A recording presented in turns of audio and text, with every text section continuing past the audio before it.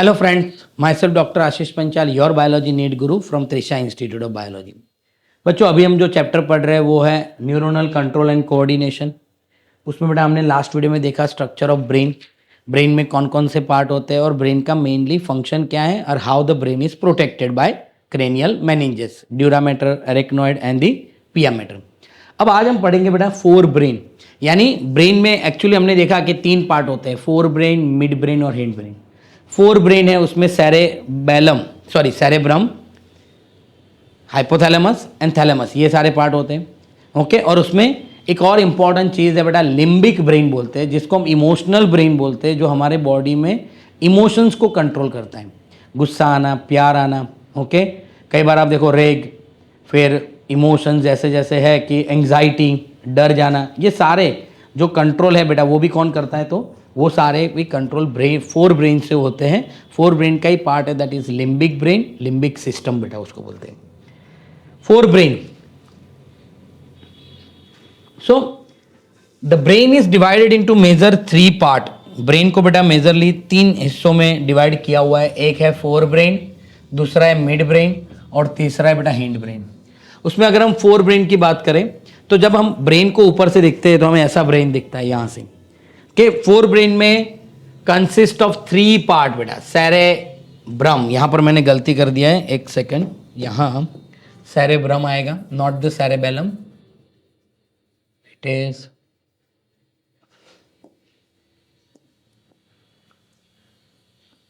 Cerebrum, यहाँ सही लिखा है, यहाँ गलत लिख दिया था। ओके, तो नाउ सेरेब्रम है बेटा, it's a major part of the human brain. Human का जो सबसे बड़ा पार्ट है वो क्या है, सेरेब्रम।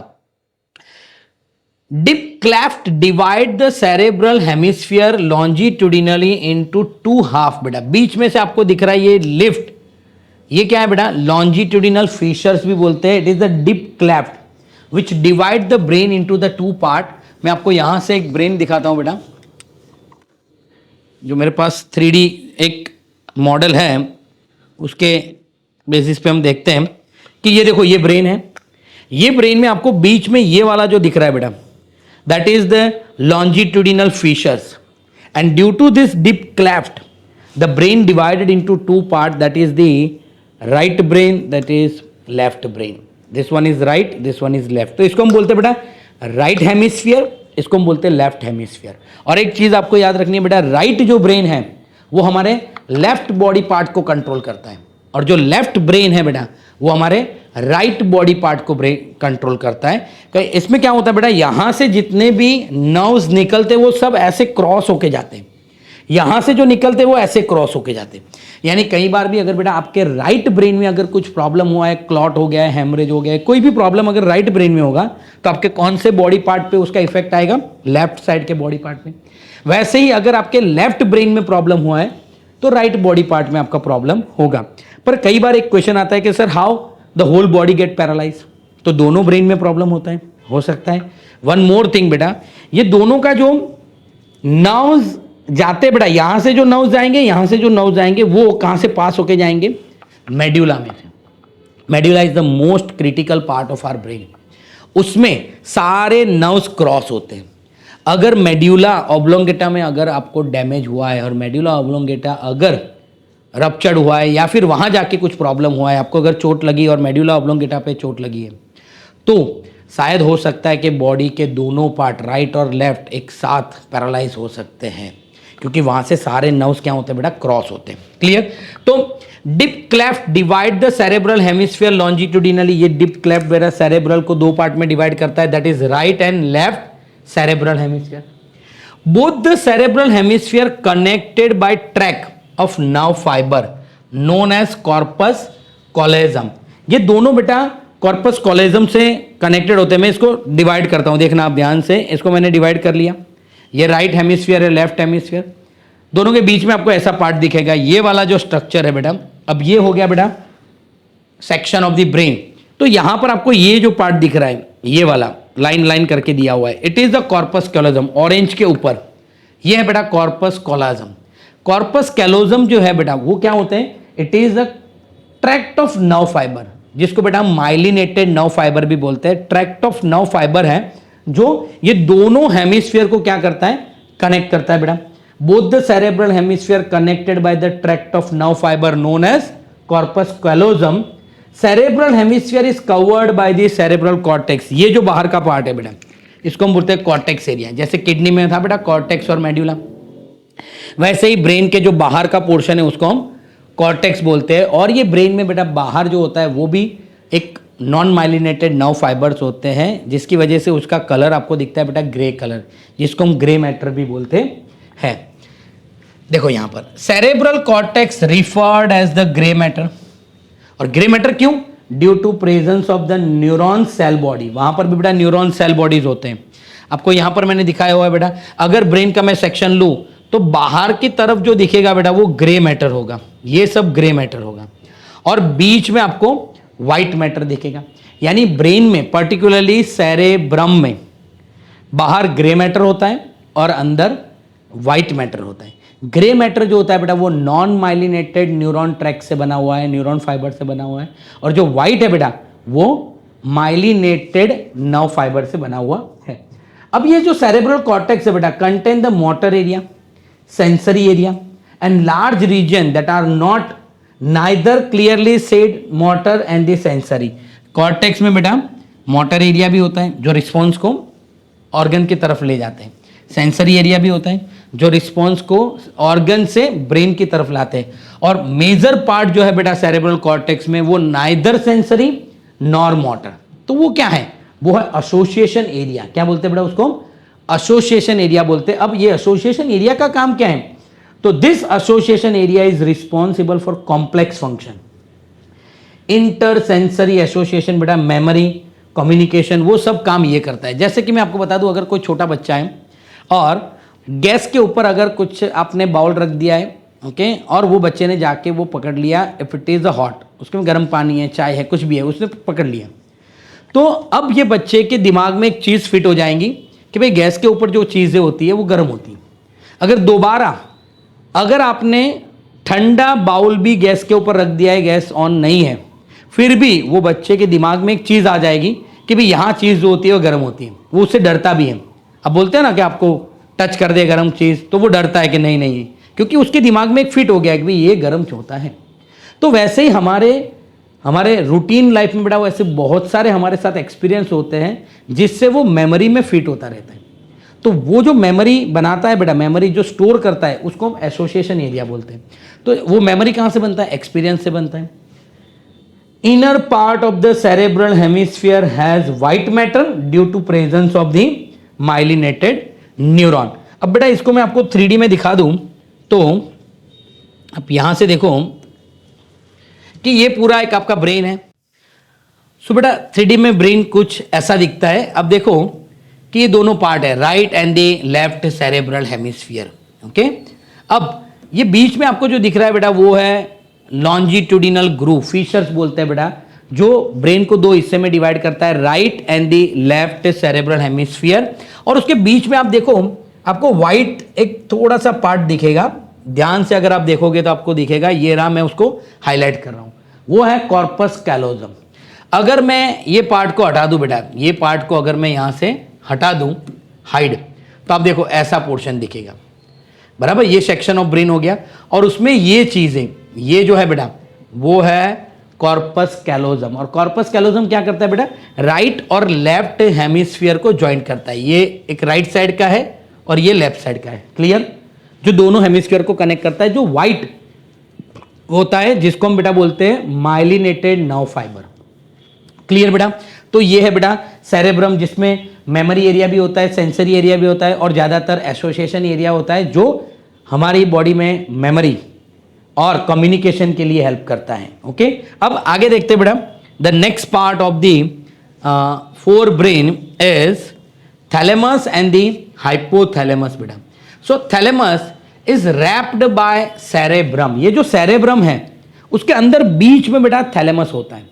अब बाहर से अगर मैं आपको बताऊं कि ये ब्रेन, तो इसमें आपको थैलेमस नहीं दिखेगा, पर जैसे आप सेक्शन लोगे तो यहां पर आपको थैलेमस दिखेगा। ये जो में है, ये जो पार्ट है बेटा ऑरेंज और येलो के बीच में, जिसको हम थैलेमस बोलते हैं। अब ये थैलेमस क्या करता है बेटा, तो thalamus is a major coordinating centre for motor and the sensory neuron.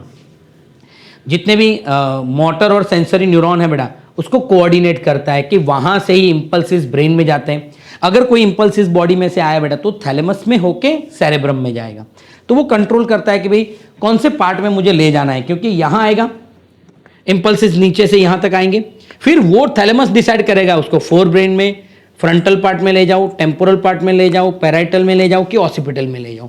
हर एक जगह अलग अलग सेंसरी और इंपल्सिस के लिए बेटा क्या है, सेंटर है। तो वो थैलेमस डिसाइड करता है कि उसको कौन सी जगह पे ले जाना है। फिर है बेटा hypothalamus, it is lies at the base of the thalamus. Thalamus के नीचे होता है इसलिए उस हाइपोथैलेमस बोलते हैं। थैलेमस के ऊपर भी एक पार्ट होता है जिसको हम एपिथैलेमस बोलते हैं। नीचे है इसलिए वो हाइपोथैलेमस, थैलेमस के ऊपर होगा वो एपिथैलेमस। टेक्स्ट बुक में वो एपिथैलेमस नहीं दिया हुआ है, यहां पर हम हाइपोथैलेमस की बात कर रहे हैं। It control the body temperature, अर्ज ऑफ ईटिंग एंड ड्रिंकिंग। वो क्या कंट्रोल करता है बेटा, बॉडी टेम्परेचर को कंट्रोल करता है, ईटिंग यानी जो हंगर बोलते हैं बेटा उसको, और ड्रिंकिंग को कंट्रोल करता है। Now several group of neurosecretory cell which are secrete the hormone called the hypothalamic hormone help in the feedback mechanism. अब देखो बेटा यहां पर मैंने दिखाया हुआ है, ये है हाइपोथैलेमस और थैलेमस का पार्ट, और उसको मैं अगर एनलार्ज करूं तो यहां आपको बहुत सारे छोटे छोटे न्यूक्लियस जैसे पार्ट दिखेंगे। अभी मैं आपको दिखा रहा हूं 3D में भी। उसको बोलते हैं न्यूरोसिक्रेटरी सेल, जो थैलेमस के अंदर होते हैं, और वो न्यूरोसिक्रेटरी सेल हार्मोन रिलीज करते हैं जिसको हम हाइपोथैलेमिक हार्मोन बोलते हैं, और वो फीडबैक मैकेनिज्म में हेल्प करते हैं। आपको बेटा अगर फीडबैक मैकेनिज्म को डिटेल में पढ़ना है तो इसके बाद वाले चैप्टर का वीडियो भी हमारे यूट्यूब चैनल पे अवेलेबल है, एंडोक्राइन सिस्टम, और उसमें बेटा थैलेमस कैसे फीडबैक मैकेनिज्म में काम करता है वो सारी चीज़ें वहाँ पर दिया हुआ है। So several group of neurosecretory cell होता है बेटा, वो फीडबैक मैकेनिज्म में हेल्प करता है। ओके, तो ये अब हाइपोथैलेमस और थैलेमस कहाँ है वो हम देखते हैं। पहले तो यहाँ से बेटा मैं आपको ये चीज़ यहाँ से हटा दूँ, वो पुटामैन है ये राइट साइड का। ओके, ये देखो ये है कॉर्डेट न्यूक्लियस। अब यहाँ पर ये पार्ट है वो भी मैं हटा देता हूँ बेटा, ये है वो भी मैं हटा देता हूँ, ये सारे एक एक पार्ट है। ये है बेटा फोर ब्रेन सेगमेंट, इसको भी हटा दिया। अब ये हो गया हमारा थैलेमस। मैंने बताया ना ऑरेंज और येलो के बीच में जो है बेटा वो थैलेमस है, और उसके नीचे बेटा हाइपोथैलेमस है। अब हाइपोथैलेमस में आपको यहाँ पर लेबल करूँ तो ये है हाइपोथैलेमस, देखो ये थैलेमस ये हाइपोथैलेमस, और उसके ऊपर एपिथैलेमस होता है। ओके, अब सोचो कि मैं हाइपोथैलेमस के पार्ट को एनलार्ज कर रहा हूं। ओके, वन मोर थिंग मैं आपको बोल दूं, ये थैलेमस में से इंपल्सिस सब जगह जाते हैं। जैसे ही स्पाइनल कॉर्ड में से आएगा वो थैलेमस में आएगा, और थैलेमस विल डिसाइड कि उसको फोर ब्रेन में जाना है, पैराइटल ब्रेन में जाना है कि ऑसिपिटल ब्रेन में जाना है। वो सब कौन डिसाइड करेगा, थैलेमस। फिर देखो ये हाइपोथैलेमस में से, ये हाइपोथैलेमस है बेटा, और उसको मैं एनलार्ज कर रहा हूं। अब इसको मैं हटा देता हूं तो उसके अंदर आपको बहुत सारे न्यूक्लियस दिखेंगे, दिख रहे हैं ये सब छोटे छोटे सेल, ये है न्यूरोसिक्रेटरी सेल। और ये जो सब न्यूरोसिक्रेटरी सेल है बेटा उसका काम क्या है, रिलीज द वेरियस हार्मोन, और वो सारे हार्मोन किसको कंट्रोल करते हैं, पिट्यूटरी ग्लैंड को कंट्रोल करते हैं। और ये detail mechanism how the hormones of hypothalamus control the pituitary gland, वो सब हम केमिकल कंट्रोल एंड कोऑर्डिनेशन वाले चैप्टर में ऑलरेडी डिस्कस किया हुआ है, तो आप वहां जाके भी वो वीडियो देख सकते हो बेटा। तो ये neurosecretory cell which control and coordinate the function of pituitary gland, और उसमें से जो हार्मोन रिलीज होते हैं उसको बोलते हैं बेटा हम हाइपोथैलेमिक हार्मोन। क्लियर। अब इंपॉर्टेंट बात करते हैं बेटा लिम्बिक सिस्टम, इमोशनल ब्रेन के। ज्यादातर बेटा आपकी एज में, टीनेजर्स की एज में ये इमोशनल ब्रेन बहुत काम करता है, क्योंकि आपके खुद के एक मैच्योरेशन नहीं होता, आपका खुद का एक थॉट प्रोसेस नहीं होता, इसलिए आप कई बार इन्फ्लुएंस में आ जाते हो। ओके, तो ये इमोशंस आपके लिए बहुत जरूरी है, और कैसे वो इमोशंस हमारा ब्रेन कंट्रोल करता है वो हम देखते हैं। It is formed by the inner part of the cerebral hemisphere. Cerebral hemisphere के अंदर है a group of amygdala and hippocampus. ये यहां पर दिया हुआ है बेटा, देखो ये है थैलेमस, फिर ये है एमिगडाला। एमिगडाला बेटा छोटे छोटे न्यूक्लियस के जैसे स्ट्रक्चर होता है, और एक पूरा हिपोकैम्पस होता है। मैं आपको तीनों यहां पर दिखा देता हूं कि एमिगडाला क्या है और हिपोकैम्पस क्या है। ओके, ये देखो ये पूरा जो आपको दिख रहा है, इसको मैं हटा देता हूं पहले, ये वेंट्रिकल्स है एक्सेल है, पर इसको मैं हटा देता हूं, हाइड। अब देखो ये जो पोर्शन है इसको भी मैं यहां से पहले हटा दूं, ये आपको छोटा सा ब्राउन कलर का दिख रहा है, वो एमिगडाला है। ये रहा बेटा, ये वाला, सॉरी ये वाला, ये जो पोर्शन है वो एमिगडाला है। और ये जो है बेटा, ये है हिप्पोकैम्पस। ये हिप्पोकैम्पस और ये एमिगडाला। उसके साथ साथ ये पार्ट हमने पढ़ा बेटा हाइपोथैलेमस। तो हाइपोथैलेमस, एमिगडाला, हिप्पोकैम्पस ये सब मिलके लिम्बिक सिस्टम बनाते हैं, फोर ब्रेन बनाते हैं। Along with the hypothalamus it regulate, यानी एमिगडाला, हिप्पोकैम्पस और हाइपोथैलेमस तीनों मिलके इमोशनल ब्रेन का काम करते हैं, सेक्सुअल बिहेवियर कंट्रोल करते हैं, expression of emotions like excitement, pleaser effect, रेग इफेक्ट, फियर इफेक्ट, मोटिवेशंस, ये सब बेटा कौन कंट्रोल करता है? इमोशनल ब्रेन कंट्रोल करता है। तो मैंने आपको वो भी बताया कि एग्जैक्टली हिप्पोकैम्पस और एमिगडाला कहाँ होता है, सेरेब्रम के अंदर होता है बेटा। क्लियर? तो ये हो गया बेटा हमारा फोर ब्रेन, जिसमें हमने सेरेब्रम पढ़ा, हाइपोथैलेमस, थैलेमस और दी लिम्बिक सिस्टम। क्लियर बेटा? अगर आपको हमारे ये वीडियो पसंद आ रहे हैं तो प्लीज़ हमारे चैनल को लाइक कीजिए, सब्सक्राइब कीजिए और बेल आइकन को प्रेस करना मत भूलिए। Thank you, have a good day.